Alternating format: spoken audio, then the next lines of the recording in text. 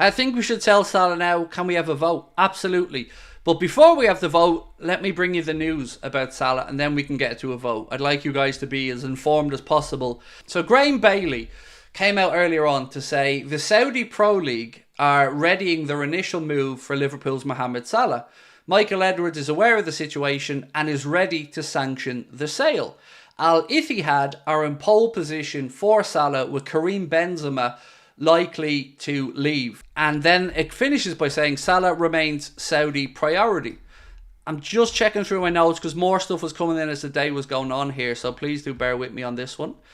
So that's what we're at with regards to the possibility of him leaving. But there was no mention of a price. I didn't see a price being mentioned there at all. So I'm going to put the poll to you guys now. But what should the question be? Because the wording of the question is going to be important here. So will we go with, should we sell Salah for 100 million plus? Feels like probably the right way to phrase it. But again, I'm always open to suggestions on how you'd like it phrased. AJ Walker said, I'm great, thanks mate, super excited for the next Liverpool chapter, much love. For your information, I think it's time Mo goes, but it'll definitely leave a hole. And it will leave a hole. You're right, it's, you know, whatever way we look at this, the man's numbers are impressive. They've been impressively consistent over the course of his stay at Liverpool Football Club. But if we can just remove the emotion out of the conversation for just a second, if you look at it in the light of day, going to be 32 this summer, 1 year left on his deal, is the highest paid player at the club, which he deserves to be. I have to say, I think the ability to give a new manager who probably isn't going to play with wide players in the way we use Mo and Diaz, if an offer came in and the player, Salah, was happy to move on, I think it's the right decision to take the offer. It doesn't mean it's an easy decision. It's a very difficult decision, and it's so hard to remove the emotion from it. But I think it's the right one for me. But I do think, and I've thought about this quite a bit over the last 12 hours, is we probably need to bring in another striker at that point, because we need somebody who's a bit more fox in the box, like, who has a better conversion percentage. Diogo Jota is that guy at the minute, but he has had a run of injuries. Darwin has the ability to become that guy, but quite simply at a conversion rate of, 14-15% at the minute. Not really world-class levels. Would Salah even consider a move to Saudi? I guess none of us can really answer that question. I guess that's a question for Mo himself. What I would say is, I would be surprised if the interest from Saudi continues to move forward without some encouragement from the Salah side. So, look, do I think he could play at a higher level than Saudi? Absolutely. Absolutely. But I've said this many times, I don't know how to compare my own thought processes, because obviously this could be a move for Mo that puts him into another level of superstardom or financial security. But I don't know if he feels like he still wants to compete at the very highest level. He probably does, because that strikes me as the type of guy he is. And if that's the case, then the answer to that Saudi question is probably no. But I don't know I don't know how strong the pull would be to move to that part of the world, or to be the poster boy of the Saudi League, or to maybe have the ability to get your own Saudi Pro League club down the future. I don't know what they might try and entice him with. Do you have any strikers in mind if Salah leaves? And that's super chat from Silver. I was going to ask you for some help on that one, because honestly, I said I was thinking about who, but I can't really come up with a name. I mean, the lazy option would be to look at the Sporting striker, the one that was at Coventry, that works under Amram's system over there in Portugal, but I can't lie and say I've watched much of Gyökeres or however his name is pronounced. I haven't. So I need your help on this one. Craig, are we wanting to sell Salah because he's in bad form? No. I think it's just the right time. If Salah was sitting here with 3 years to go on his Liverpool deal, I don't think this is even a conversation, mate. I think it's because of where we are with that, the interest from Saudi, and also I would throw in the Michael Edwards factor into this for me. depending on who you listen to about Michael Edwards and Klopp's time at Liverpool, there were disagreements on certain things, and those extensions for players over the age of 31, 32 were probably one of the things that they are reported to have butted heads on. Salah should be dropped, but he won't. So that's going to be another question I'm going to ask you guys, because I'm preparing my predicted 11 for the game against Atalanta, and that preview will be going out tomorrow. And I've been flip-flopping on the team selection because I've got to be honest, I drop him. I would drop Salah. And then I'd probably drop Darwin for the next one after that, because I feel like they need to kick up the backside. And it's no hate towards any of them, but it's unacceptable that we missed all them chances. It just is. It's not good enough. And some of them were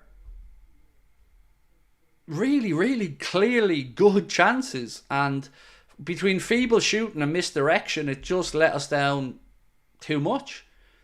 And I don't think enough has been made about the fact that's United. That's our arch rivals. That's, if anyone, like, that's the ones we want to go for the jugular with. So I feel like somebody needs to be made an example of, that nobody is beyond being benched. When we benched Salah, he soon pulled his socks up, said Tanya Wheatley. It sounds really harsh, Tanya, doesn't it? To say bench Salah, your record scorer in the Klopp era, the man who smashed all the records. But I think it's also fair to say it's been disappointing to see how wasteful he's been recently. And not just him. Darwin's had more than his fair share of chances. So we did ask you guys, and we'll leave this poll up for a while longer, should we sell Mohamed Salah for a £100 million plus offer? And you guys were 81% so far are saying yes, which is genuinely higher than I was expecting. Mr. Craig, you must know how you speak about Salah as if he's a commodity. Okay, but he is. I don't understand the problem with that, mate. They're all commodities, which is why they're traded, which is why they're paid a lot of money. And at some time, the right business decisions have to be made. What I think you need to understand from my perspective is, I'm not a Mohamed Salah fan. I'm a Liverpool fan. Whatever's best for the football club is what's best for me, because I look at these things holistically and I look at them in a bigger picture. And Mohamed Salah is a commodity. If he wasn't a commodity, he wouldn't be worth 100 million quid with 1 year to go at 32 years of age. What I think is, too many people are not Liverpool fans and are Mohamed Salah fans, and that bugs me. So, you know, I think you're disrespecting Liverpool when you're putting Salah ahead of the club, and to me that's unacceptable. But, you know, each to their own. Yeah, I've never experienced this Salah worship with any other player at Liverpool. There wasn't people defending Gerrard as much. There wouldn't be people defending Suarez as much. It feels like if anybody dares to speak out and be in any way critical of Mo, people get on their high horse and try to make out like it's anything other than an opinion, or that there's a deep-rooted cause for it that's sinister. And I think that's quite frankly disgusting to label at people. It's a football club. They're athletes. They're there to be critiqued if they perform poorly. And Mohamed Salah just isn't passing the eye test lately. And Darwin Núñez isn't passing the eye test lately in a lot of ways as well. And I think that's a sincere, honest opinion. I love Mo, but it's right for the club business side will defo leave a gap. So for those people who will be like, how dare you sell Mo, blah, blah, blah. My point would be, would you be happy in a year and a half's time if Salah was at the club and in, let's say he got a 1 year extension and the manager was told no money to go out there and spend on the squad because, well, we don't have the money. I think rebuilding and refreshing the squad is important, and it just seems like the right time. And I can promise you one thing, if there was any other 32-year-old player in our squad that somebody was willing to pay 100 million quid for, I'd be selling them. Love Mo, but love Liverpool more, said Harvey King. £100 million for a 32-year-old, wingers not needed, makes sense to sell.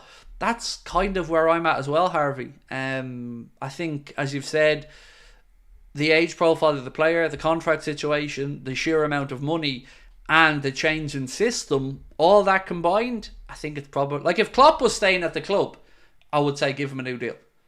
I would imagine Klopp will be fighting for a new deal for Salah as well. But if we look at the situations where Jurgen's gone to bat for players, Milner got an extra year. Absolutely, I think great to have around. Henderson, Klopp fought to get him a longer contract, and that kind of was thrown back in the manager's face a little bit, wasn't it, when Hendo left to depart off to Saudi. So that didn't really work out for the club. So again, I think with Michael Edwards coming in, the smart money would have been on him being at least open to a Salah sale. I remember a few months ago I said Mo is not passing the eye test and his goals were hiding and we should sell him before he loses his value. But Craig defended him. I was right. So this is the thing that I laugh at occasionally. All opinions should be fluid and open to change depending on what you're seeing. So I was up with you there until you had the little dig at me at the end of it saying I defended him. So I'm now being criticised for defending a player. I'm criticised for wanting to sell a player. I can't win in a lot of these debates. I do feel like over the last few months his form has dipped off even more. And on top of the fact that he was, of course, unavailable for the AFCON, he did have the injury, and then the injury, it was a roughly 3 months all in, he was out. And he's come back and he hasn't passed the eye test. So, you know, am I not allowed to have maybe changed my mind over the course of time? But if you want to feel good about yourself and give yourself a pat on the back, by all means. And by the way, all the people that are trying to say he hates Mo, I don't really care what you think. It's my opinion. I'm not asking you to agree with me. But if you're going to he hates Mo, you're pathetic. What do I refer to him as? The great man. The king. I don't hate him. I'm just looking at the bigger picture and have formed my own opinion. If you don't like it, I really mean this. I don't care. It's my opinion. You don't have to agree with it, but you have to respect that it's my opinion. Going straight to Craig hates anything is just pathetic on your part. Because I don't agree with you, it has to be hate. Grow up. Salah really has to go. He's not getting any younger, and we did overwhelmingly good when he was injured. Sometimes it's difficult to say goodbye, but it's necessary time to think of our future.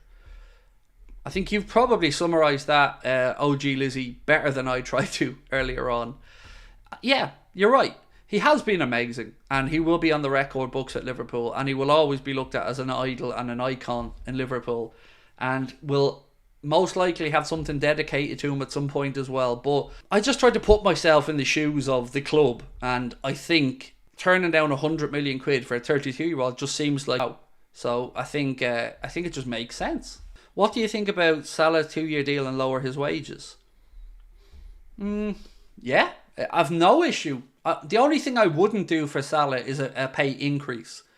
But a 2-year extension to keep him on the same wages, absolutely, I'd have no issues with that. If Ruben Amorim said to Michael Edwards and Richard Hughes, I think I want to utilise Mohamed Salah in this way, I'd like to keep him at the club, and Mohamed Salah was okay to staying on the same money, yeah, absolutely.